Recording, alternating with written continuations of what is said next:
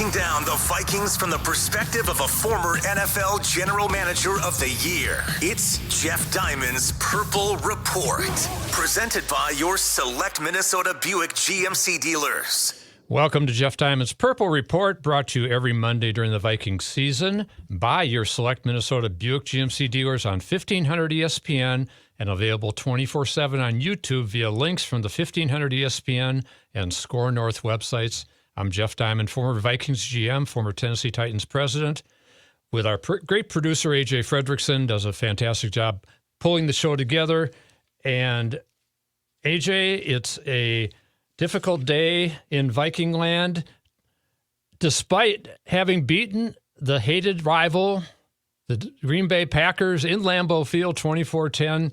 But, of course, the sad news on Kirk Cousins' season-ending Achilles injury. I think certainly an NFL season, AJ, has lots of twists and turns. But one thing the Vikings thought they could always count on was Kirk Cousins staying healthy. He's never missed a start due to injury in his 12-year career.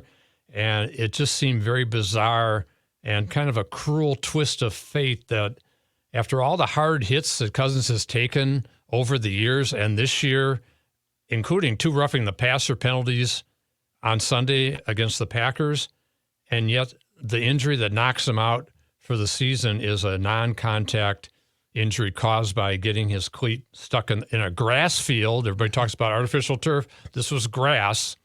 Gets his cleat stuck and tears the Achilles, which Aaron Rodgers did with the Jets in the first game this year, and now it knocks him out. So the Vikings have to rebound, get their resolve, respond to the challenge of Cousins' injury.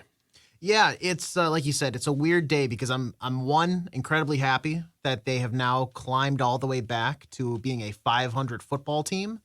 But Jeff, at what cost? Because Kirk Cousins, like, I don't know how much you're on social media. There's a little bit of a trend going on where it's a clip of Vince McMahon right now, and it's like he's getting emotional from a documentary. So people they're using it as a, Dad, tell me about, the Twins playoff run in 91, stuff like that.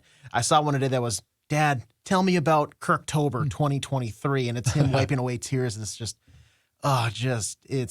you don't know really the road ahead just for Kirk Cousins, because at age 35, how strong and how well can he come back and perform at whatever level, and being a free agent next year, there was already questions with him healthy about being back with Minnesota, and now you just really don't know. So was that some of the last football you could see as Kirk Cousins in Vikings purple? We'll just have to wait and see. But I know we do have a very good win for the Vikings to kind of get into today. Yeah, definitely. Certainly, you get to 4-4. You've won 4 out of 5 games. You've won 3 in a row without Justin Jefferson. Yeah. And so I think some of the things that you said are certainly challenges for the team and the organization, but I don't agree necessarily with people who say this is Cousins' last snap in Minnesota. I think there are a lot of things in favor of him coming back. First of all, the fact he played so well this year, his familiarity with O'Connell's system, and just the great connection that they have. How much does Kirk want to go out and learn a new system? How much do the Vikings want to try a new quarterback when Cousins was ranked 3rd in the league in passer rating, 2nd in yards, 1st in touchdown passes? He's playing the last 2 weeks. He's just playing lights out, beating the 49ers and the Packers. It's a lot different than beating the Bears and the Panthers. Now, these last 2 wins have been impressive, and they're back to 500. They're holding the 3rd wild card spot right now. So I still think that there's a reasonably good chance that he will return. I don't think he would relish moving his family to a new city. He's got young kids. So I think there are a lot of things in favor. Now the contract is going to be a challenge for GM Kwesi Adolfo-Mensa, but I think it can be worked out, figure it out. You spread it out. You do voidable years. You do whatever you can because the quarterback's the most important player. And can you find someone better than him? And as O'Connell said repeatedly, he was playing probably as well as anybody in the league right now. And I also want to make this point to people that think, oh, the season's over, you lost your starting quarterback. That is definitely not true. And I have personal experience in dealing with that type of situation a couple of times in my Vikings management career, where the number 2 quarterback steps in for the injured starter, leads the team to the playoffs, leads the team on a playoff run to the NFC title game. It happened for me in my second year in the league in 1977. Fran Tarkenton broke his leg in week 9 against the Bengals. Bob Lee was a veteran backup quarterback, and he comes in. Tommy Kramer was our first-round pick that year, and he played a little bit too and had a big win against San Francisco. But Bob Lee directed the team to several more wins into the playoffs, and Kramer, and then in the playoffs in L.A. in a rainstorm, the Mud Bowl they called it. Bob Lee directed that victory. We went to Dallas, lost the NFC Championship to the eventual Super Bowl champion Cowboys. 1987, Wade Wilson steps in for Tommy Kramer, who was hurt. Wade takes us on a big playoff run, winning in New Orleans and San Francisco against the number 1 seed, Joe Montana, Bill Walsh, and we end up barely losing in Washington. And just 6 years ago, Case Keenum replaces Sam Bradford, goes 11-3 in regular season. Case, being kind of a career backup, takes the Vikings and wins the Minneapolis Miracle game on the big play with Stephon Diggs, and the Vikings go to the NFC Championship, lose to the Eagles. But my point is that the season is salvageable. The team, whoever the quarterback is, has a great supporting cast, and that's a really important thing. When you talk about Jefferson's coming back, Jordan Addison is going to be an all-rookie player. He's got 7 touchdown receptions already, including one yesterday. T.J. Hawkinson is playing really well now. He did have one drop, but he had a number of really tough diving catches, including a touchdown. And so I think from that standpoint, a lot of good things with the supporting cast. K.J. Osborne has his best game of the year. The offensive line is getting better. The defense that was second to last in the league last year is now ranked 12th, by the way, and playing pretty good under Brian Flores, especially when they face young quarterbacks such as Jordan Love, who was all discombobulated on Sunday. And now they get Desmond Ridder or Taylor Heineke in Atlanta. I think they can win that game.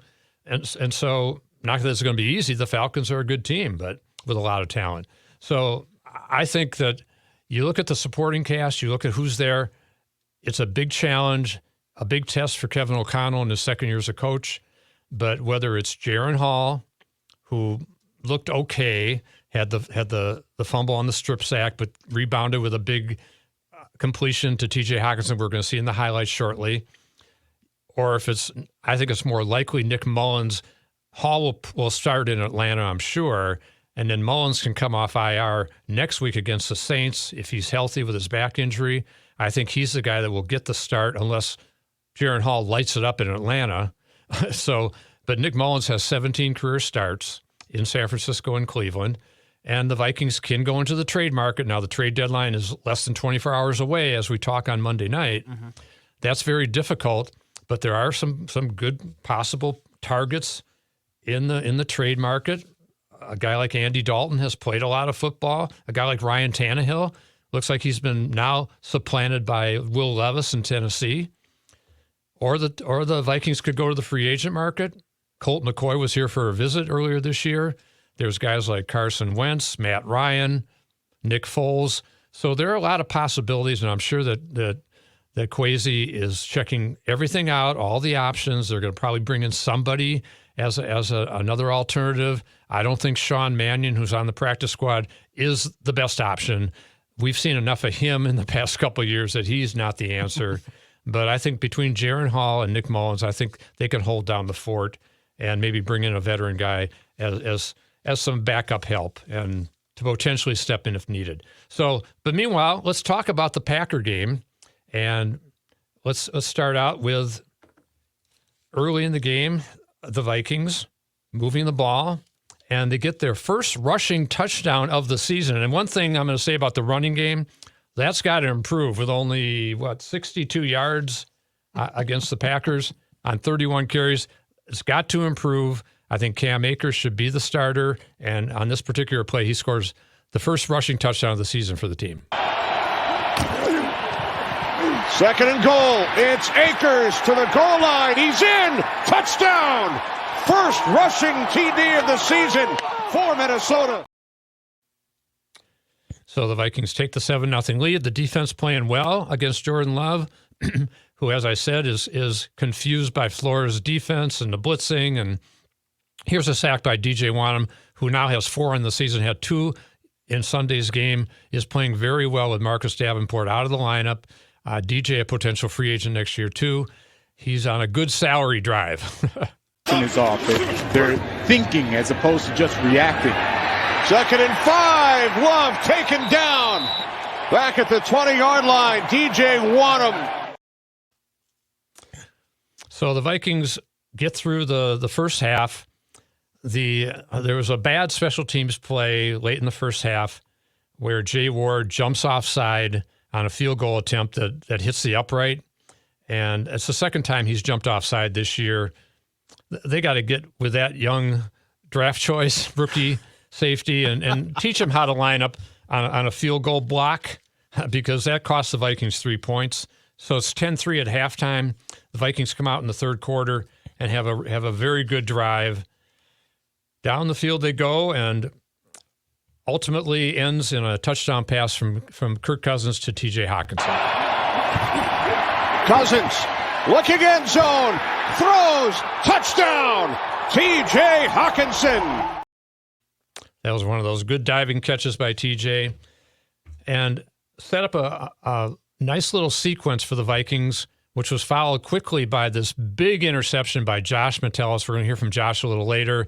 He's a guy in that 3 safety look of Brian Flores who is getting better and better, making more impact plays every week. And this was a fantastic play where he steals the ball from Jaden Reed. 3rd down and 8. As Love airs it out, looking for Reed. It's picked off. Josh Metellus with the interception. And Metellus is inside the 30, still going. 43-yard return. He shows some good moves as a runner, too, after the interception. And immediately after that, here's a touchdown pass. Great throw. Kirk Cousins to Jordan Addison. Unfortunately, Kirk's last touchdown pass this year, his 18th of the season, it leads the NFL. Vikings start for the Packers 20. Cousins throws, caught, touchdown, Addison. Now, before we get to the rest of our highlights, and by the way, they were courtesy of Fox with Kenny Albert and Jonathan Vilma on the call, let's talk about our great sponsor. GMC continues its commitment to professional-grade engineering, like offering the world's first available 6-function multi-pro tailgate on Sierra. This tailgate takes innovation to the next level with 6 distinct functions that let you load, unload, and access the cargo box quicker and easier. Or get behind the wheel of the GMC Sierra Heavy Duty with an available Allison 10-speed transmission. The list goes on, but it's more than just innovative engineering. It's knowing GMC is committed to professional-grade excellence on every level. We are professional-grade GMC. Well-qualified buyers step up to GMC with 0.9% APR on 2023 Sierra light-duty models, plus no monthly payments until 2024. See your select Minnesota GMC dealers. Length of contract limited, deferred monthly payments for 120 days, excludes residents of Pennsylvania and Maine, must finance with GM Financial, down payment required at signing if applicable. Finance charges accrue from data financing. Some customers will not qualify, not available with lease and some other offers. Take new retail delivery by 10/31/23. So we are now late in the third quarter. The Packers score a touchdown. Caleb Evans gets beat on a pass interference. Caleb, I think, is a little shaky, had a really rough day. I think that what I've seen from Mekhi Blackman, he had 3 pass breakups yesterday. I think Mekhi should be replacing Caleb Evans in the starting lineup opposite Byron Murphy, who has been just okay. One of my big concerns about the defense is the play of the corners. And in this particular play, Caleb Evans is beat for a touchdown. It's either Reed or Watson. Love looking, throws, end zone, touchdown, Romeo Doubs. Now, here's the sad play, the worst play of the season so far for the Vikings, when Kirk Cousins, as the team is driving towards, right now it's 24-10, fairly early fourth quarter, the team is driving. He completes a good third down pass to Brandon Powell. but then there's a sack by Rashawn Gary, and then on this particular play is where Cousins tears the Achilles tendon. Well, Cousins down again. Kenny Clark. Yeah, you could see him holding his leg as he's getting up and not being able to really put any weight on it. Very soon after the game, Kevin O'Connell kind of gave the projection that they thought it was a torn Achilles, which they confirmed today on Monday, and that Kirk Cousins will miss the rest of the season, will undergo surgery at some time, but he should be able to return next season. Timeline to be determined, and we will see if that will be as a Viking, which I would say not so fast to people who don't think that'll happen, because I think Kirk Cousins is pretty ingrained here with this team and has had some pretty good success this season. So at that point in time, the Vikings get a field goal blocked. Again, part of the special teams issues in this game where you had Ward jumps offside on a field goal, gives them a second try, they convert. There's a field goal blocked when the interior offensive line doesn't block very well. There was a kick return for a touchdown by Ty Chandler that was nullified by a holding call on Ivan Pace. These are all things that must be cleaned up on special teams when you get into close games. And so, meanwhile, the Viking defense playing extremely well and have a couple big stops at the end of the game. Here's a 4th and 5 breakup by Cam Bynum. Here's Love on 4th down. He throws, broken up. Great defensive play made by Bynum. That was a terrific play. Jaron Hall comes in the game, and as I said, there was a strip sack where he lost the ball, but the Vikings did stop the Packers. And then Hall, with about 5 minutes to go, he does make a big completion. I was a little concerned they were even trying to throw the ball at this point rather than just running the ball, especially after the fumble. But he does make a big completion to T.J. Hockenson to flash what he may be capable of. For me, understand from an official's perspective how the game is called, why it's called. He's done a great job for us. Hockenson picks up a 1st down.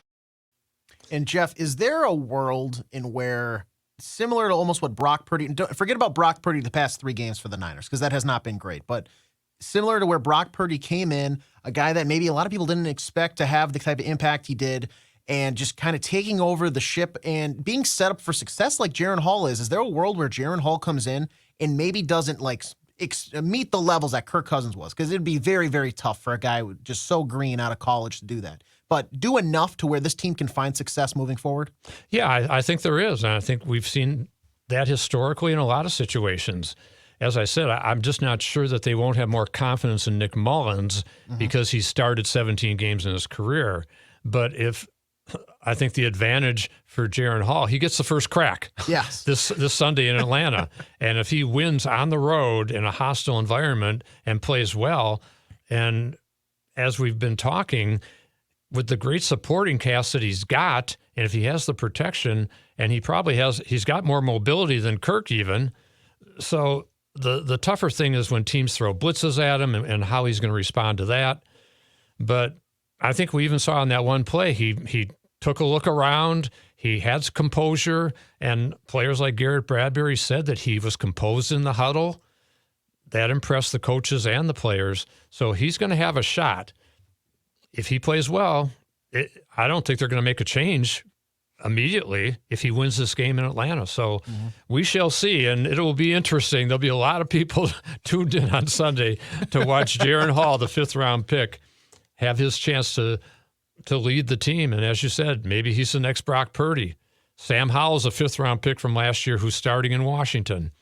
And Desmond Ridder, who they may play this Sunday in Atlanta, although he was yanked out of the game by the Falcons and replaced by Taylor Heineke. Well, Desmond Ridder had some wins this season. He was a 3rd-round pick, so it definitely can happen. So, as we said, the Vikings, as they close out the game, Danielle Hunter, and he's as important as anybody to this football team right now because he's leading the league in sacks with 10, and this is his 10th sack. they have got to keep him healthy and productive. As what's been going on all season for him. 3rd down and 10. Ball came loose. Yeah, it's Danielle Hunter getting the pressure. And that was a forced fumble and a sack for Danielle Yeah. in that situation.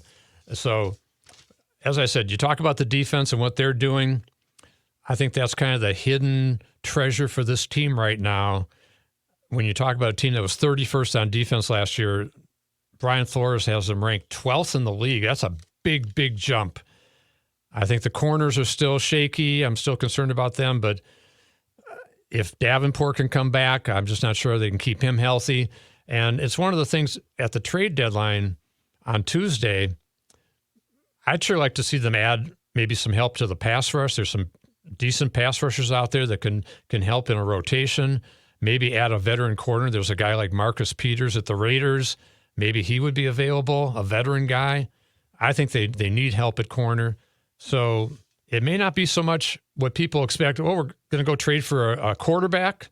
Maybe it's somebody on defense that could really help the team.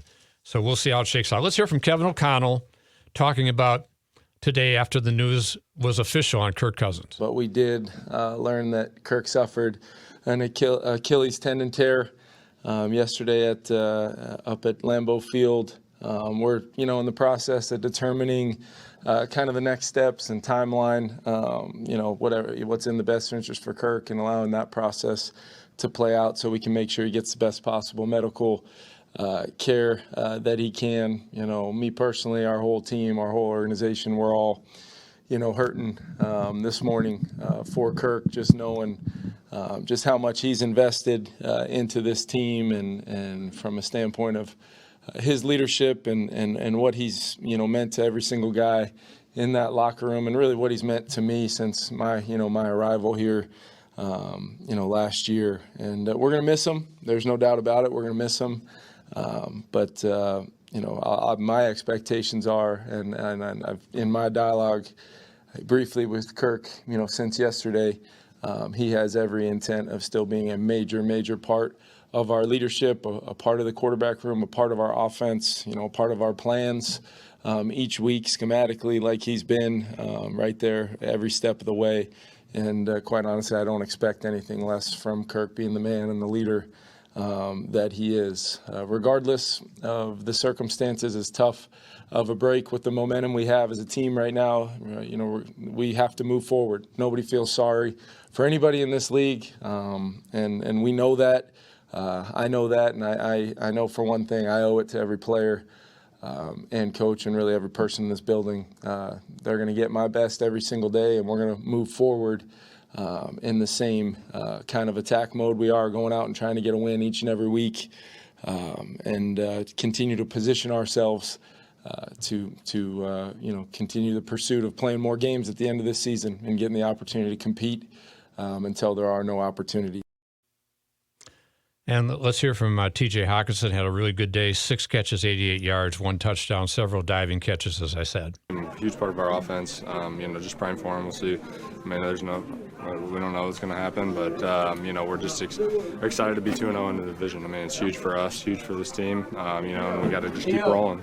Does it feel like now you guys are finally starting to play complementary football, both offense and defense and special teams? Yeah, 100%. It's great when we, defense gets a stop, we can go down and score, and then, especially in that 4-minute drive where we have a turnover and then the defense goes out and, does their thing and gets a stop for us, and we get to go back out and do another 4-minute drive. So it's just obviously huge. The defense stepped up today. It's just incredible to watch those guys keep playing and keep making plays, and then for us offensively just to keep coming back and pounding the rock and getting it into the end zone. And before we hear from a couple other players and look ahead to the Falcons game and talk about what happened around the NFL on Sunday, let's hear from GMC. GMC continues its commitment to professional-grade engineering in the GMC Truck Series, like offering the world's first available 6-function multi-pro tailgate on Sierra. Try the GMC Canyon with powerful and innovative features engineered and built for all your adventures to come. Or get behind the wheel of the GMC Sierra Heavy Duty with an available Allison 10-speed transmission. The list goes on, but it's more than just innovative engineering. It's knowing GMC is committed to professional-grade excellence on every level. We are professional grade. GMC. Well-qualified buyers step up to GMC with 0.9% APR on 2023 Sierra light-duty models. Plus, no monthly payments until 2024. See your local GMC dealer today. Length of contract limited. Deferred monthly payments for 121 days. Excludes residents of Pennsylvania and Maine. Must finance with GM Financial. Down payment required at signing if applicable. Finance charges accrue from data financing. Some customers will not qualify. Not available with lease and some other offers. Taking retail delivery by 10/2/23. One thing, too, we know Greg Joseph's going to have to be better going forward. He's made 6 of his last 10 field goals, missed a 42-yarder on the first drive, has made 5 of his last 7 extra points. He's got to be better. That's got to improve. He's off to a good start this year. Let's hear from Jaren Hall, the young quarterback who is stepping into the breach this week. Our thoughts and prayers with Kirk. I really got no words for it. It breaks your heart. The guy's the leader of the team. He's the heart and soul of the team. Had such a great season to this point. It's been an honor and so fun to watch. And so you just hope, pray for the best and hope everything's okay. Again, that's just the guy that we play for, and yeah, can't say anything else. Just thoughts and prayers with him and his family right now. So yeah, take any questions you got. Jared, what was it like for you, the whirlwind of watching the game and also taking snaps from Jared on the sideline? Yeah, it's just, try to be prepared, all week for a situation like that. And so as soon as it happened, they got me ready, took some snaps with Garrett. We were just kind of on our way. Didn't have a lot of time to think about it.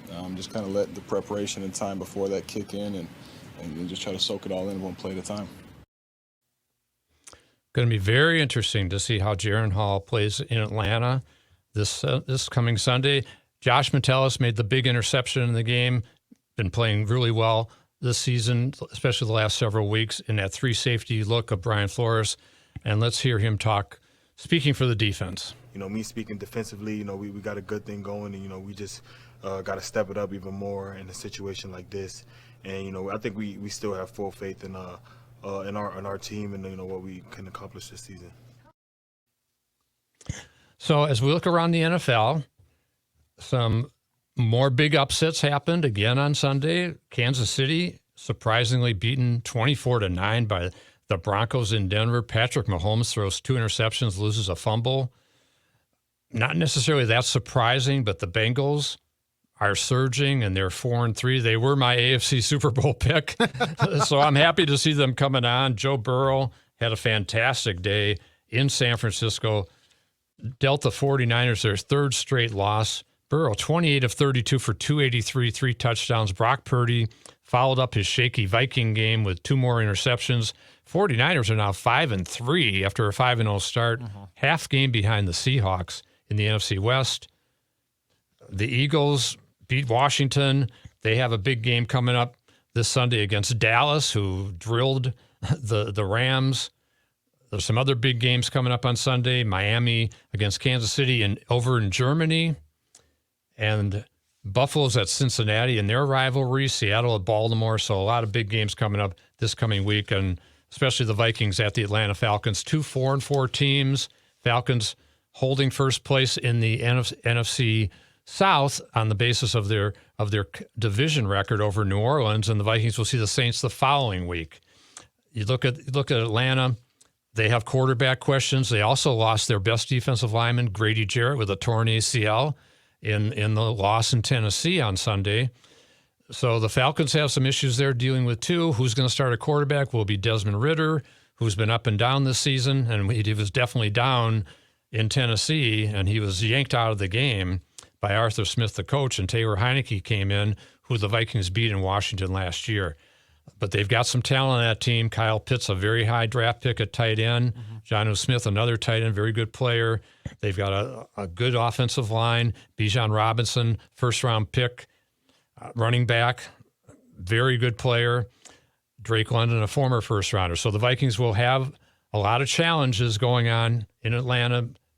Nothing more, of course, than the young quarterback, Jaren Hall, taking the snaps behind center.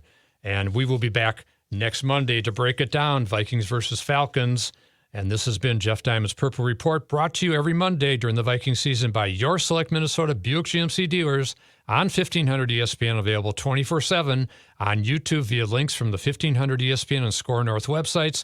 This is Jeff Diamond with AJ Fredrickson, wishing everybody a good week, and we will talk to you next Monday after the Falcons game.